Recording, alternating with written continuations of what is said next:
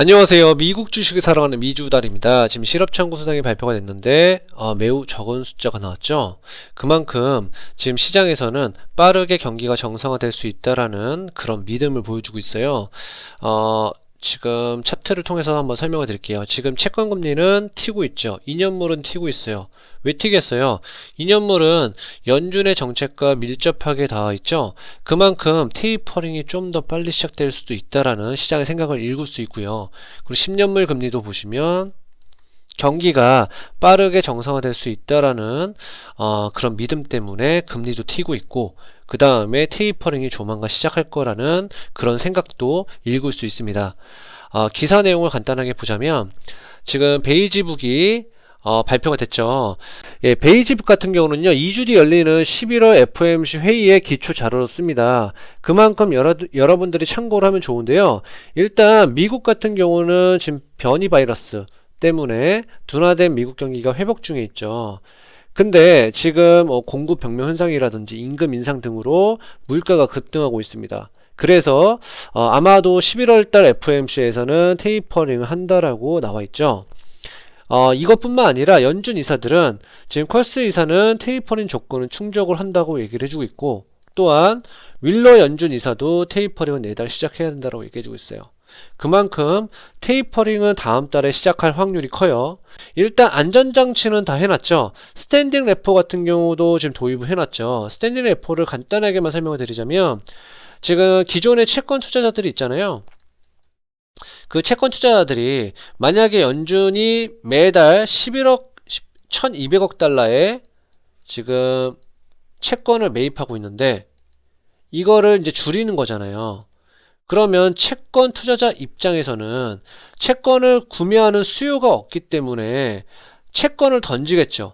채권을 던지게 되면 금리는 급상승합니다. 이렇게 되면 안 되겠죠.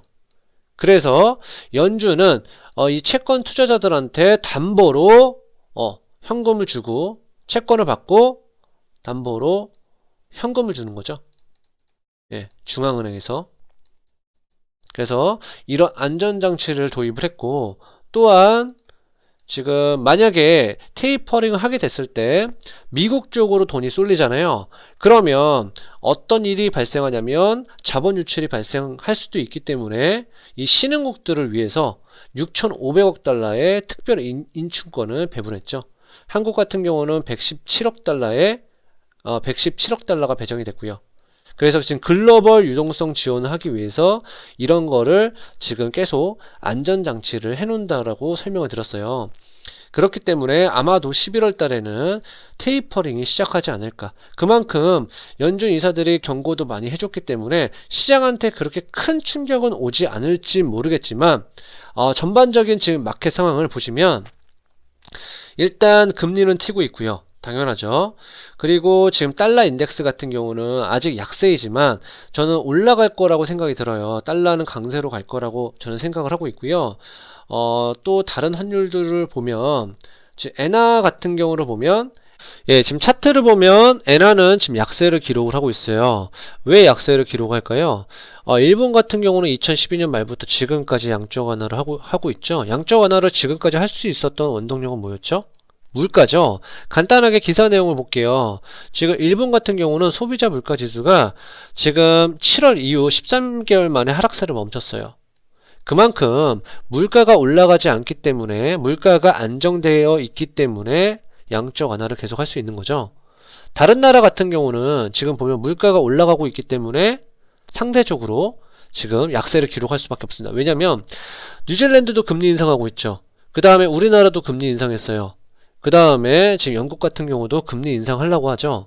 지금 전 세계적으로 보면 물가 때문에 금리 인상을 하려고 하는데, 일본 같은 경우는 물가가 안정되어 있기 때문에 이렇게 양적 완화를 계속 할 수 있는 거죠.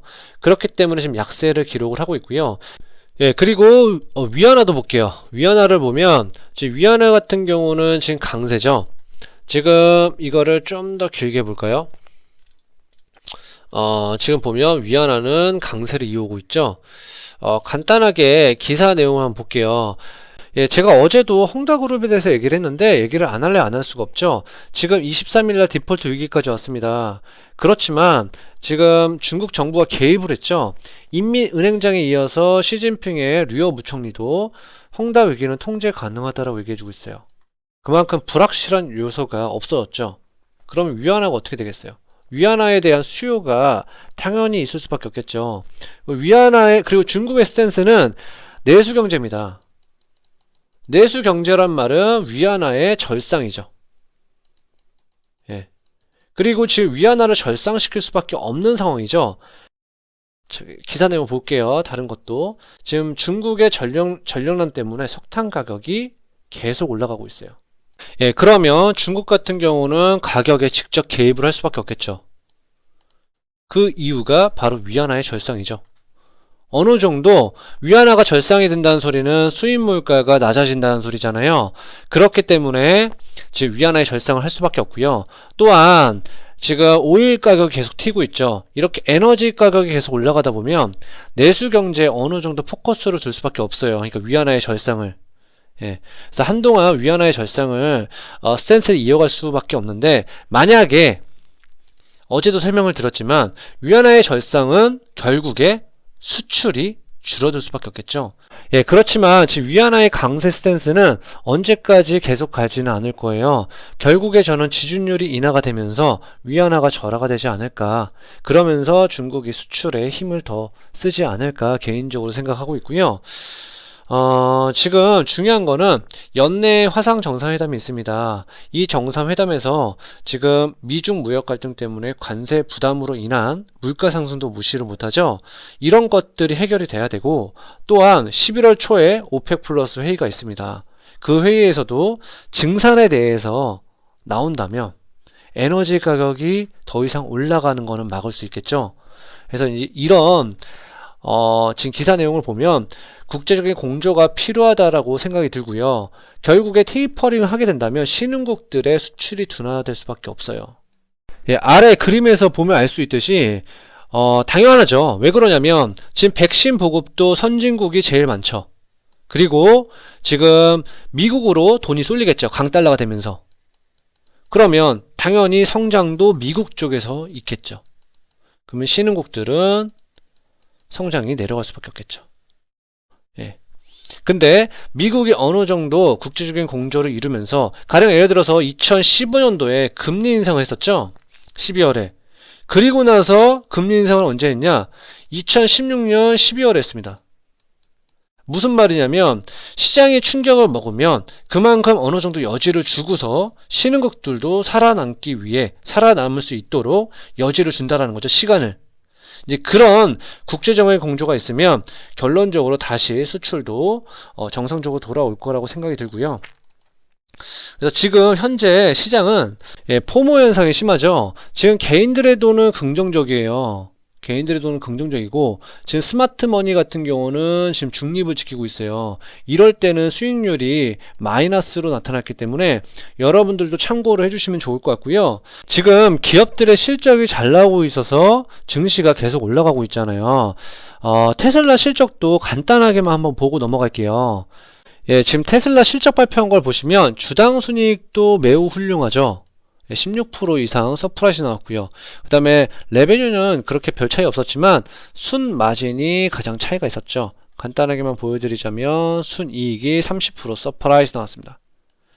그래서 지금 주가가 올라간 측면도 있지만 아마도 이 차익 실현 매물이 나오지 않을까. 이미 선반영이 됐기 때문에 여러분들도 조심을 하면 좋을 것 같고요. 그러나 장기적으로 봤을 때 테슬라는 매우 좋은 주식이죠. 지금 주당 순이익을 보면, 제가 주당 순이익도 보여드릴게요. 예, 지금 주당 순이익은 계속 우상향 중에 있습니다. 그만큼 테슬라 같은 경우는 장기적으로 봐도 괜찮은 회사라고 생각이 들고요. 그러면 오늘 제 영상이 좋았다면 구독과 좋아요 꼭 부탁드리겠고요. 그럼 다음에 만나요. 안녕.